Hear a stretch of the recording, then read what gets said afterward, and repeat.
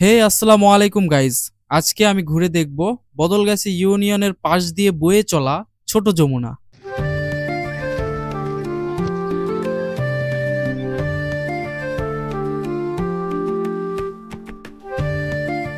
এটি নওগাঁ জেলার একটি প্রধান নদী এবং বদলগাছি শহর সহ নওগাঁ শহরের প্রাণকেন্দ্র দিয়ে বয়ে গেছে।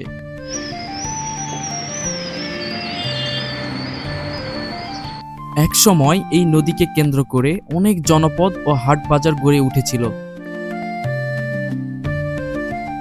নদীতে পালতোলা নৌকা চলাচল করত এবং বণিকরা এই নদী ব্যবহার করে পণ্য আনা নেওয়াও করত।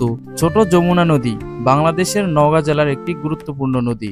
এটি মূলত তিস্তা নদীর একটি শাখা।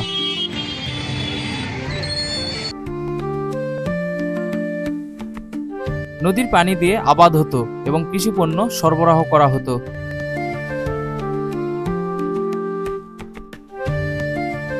বিকেলের মৃদু রোদ নদীর জলে ঝলমল করে ওঠে, যেন রূপালী আভা ছড়িয়ে দেয় চারিদিকে। নদীর বয়ে চলা স্রোতের শব্দ মনে আনে অদ্ভুত এক প্রশান্তি।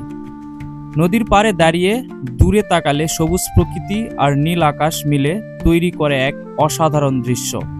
এখানে আসলেই মনে হয় প্রকৃতি যেন আপনাকে বুকে টেনে নিচ্ছে। ছোট যমুনার এই সৌন্দর্য শুধু চোখেই নয়, মনেও এক অনন্ত শান্তি দিয়ে যায়। ভাই, মাছ পাইছেন? দেখানো যাবে একটু? নাই।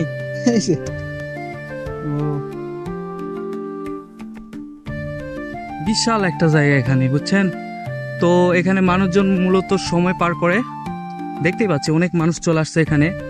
মানে সুন্দর একটা পরিবেশ, বিকালে বিশেষ করে ঘুরতে পারবেন আপনারা এখানে।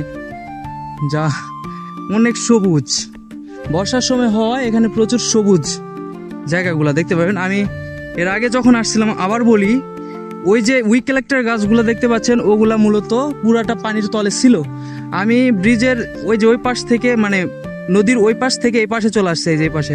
তো দর্শক, আমি এখন সামনের দিকে যাচ্ছি। আমার এই পিছনে এখানে এটা নদী, তবে এই যে মানে মাঝখান দিয়ে চর পড়ছে, পড়ে এই যে পিছনে আরেকটা জায়গা, মানে এরকম গর্ত হয়ে পানি জমে আছে। সো আমি বুঝি না এগুলা কি বালু কেটে নিয়ে যাওয়া হয়েছে নাকি অটোমেটিক্যালি এই জায়গাগুলো এরকম তৈরি হয়।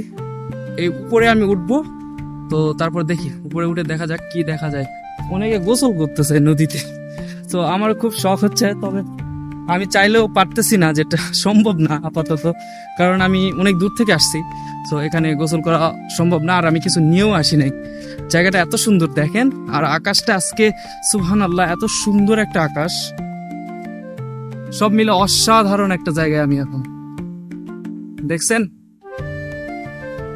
ও মারাত্মক একটা জায়গা। আমি ওই নিচ থেকে উপরে উঠে আসলাম। দেখেন, এখানে একটা গরু মারা গেছে, এই নদীর পানিতে এনে ফেলে দিছে। এভাবেই মূলত প্রকৃতি, মানে পরিবেশ দূষণ হচ্ছে, বুঝছেন। এখনো মানুষ সচেতন হয় নাই। এই যে এমন একটা নদীতে, মানে এরকম একটা শহরের মতো জায়গাতে এনেও ওনারা গরুটা এখানে ফেলে দিয়ে গেছে। সো এটা যখন পচন ধরবে, তখন ভাবেন জায়গাটা কতটা দূষিত হবে। আপনাদের দেখায় কত মানুষ আসছে এখানে, বসে থাকতেছে, নিরিবিলি সময় পার করতেছে। খুবই সুন্দর একটা জায়গা, কিন্তু তার পাশেই যে এইরকম একটা গরু মানে মারা গেছে, এখানে ফেলে দিয়ে যাবে, এটা মানে কেমন লাগে বলেন।